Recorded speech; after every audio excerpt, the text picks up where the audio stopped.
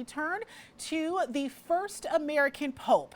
Catholics and non-Catholics all around the world are reacting to the news that Pope Leo XIV, a Chicago native, will now lead the church and its 1.4 billion followers.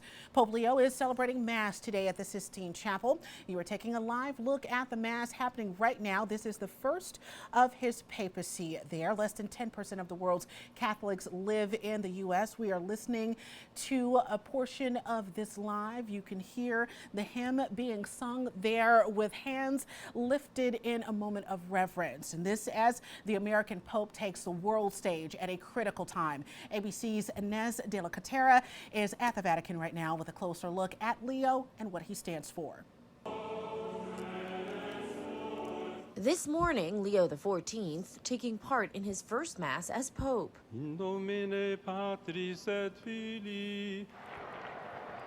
On the second day of the conclave, white smoke announcing the cardinals had elected Cardinal Robert Prevost, the first American Pope. To be here for this moment is so unbelievably profound. It's something I'm going to be talking about for the rest of my life. La pace sia con tutti voi. Born in Chicago, Pope Leo has been called the least American of the American cardinals, spending most of his career as a missionary outside the U.S. in Peru. He was recently the head of the Vatican's Office of Bishops. At a Mass in Illinois last summer, then Cardinal Prevost reflected on his time with Pope Francis. I meet with the Holy Father frequently, during most of the year, at least once a week, and we go through all of this to kind of make the best appointments. A lot of prayer, a lot of discernment, a lot of trusting the Holy Spirit. And I have to say, Pope Francis is an incredible guy to work with. The first clue revealing his priorities as Pope is the name he chose, Pope Leo XIV.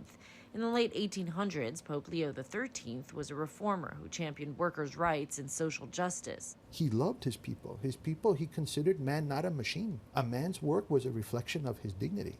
On social media, the new pope appears to have recently reposted criticisms of the Trump administration, including Trump's immigration policies. I think it'll be an interesting sort of counterweight to the Trump administration. It's interesting that they might have chosen an American in order to do that. Pope Leo also signaled a change yesterday with the attire he chose, wearing more traditional red and gold garments as opposed to the more simple style Francis embraced.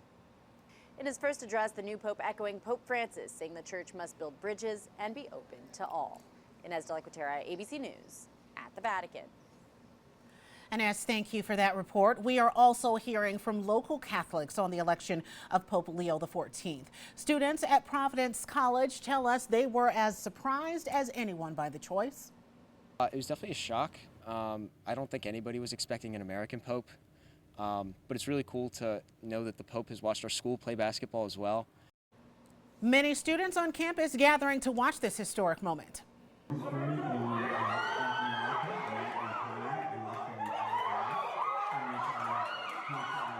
He really kind of presented himself as very fatherly, but also very, this line from his speech, like, I'm your, quoting St. Augustine of Hippo, I'm for you, I'm a bishop, with you, I'm a Christian. Like, he really kind of portrayed that. We are also hearing from church leaders in our area as well as state and national leaders. Bishop Lewandowski, who was appointed as the Diocese of Providence leader, released a statement saying, quote, Catholic Rhode Islanders have had the unique and unenviable experience of not only waiting for a new bishop, but also a new pope. Happily, the time of waiting has come to a close. Both of Rhode Island senators also share their congratulations. Senator Jack Reed in a statement saying in part, quote, I hope Pope Leo will continue to be a thoughtful leader, a force for peace, and a champion of the underprivileged. Meanwhile, Senator Sheldon Whitehouse posted on Blue Sky saying, quote, I wish Pope Leo XIV, the first American pope, the very best. It will take all of us following the teachings of Pope Francis to care for our common home, planet Earth.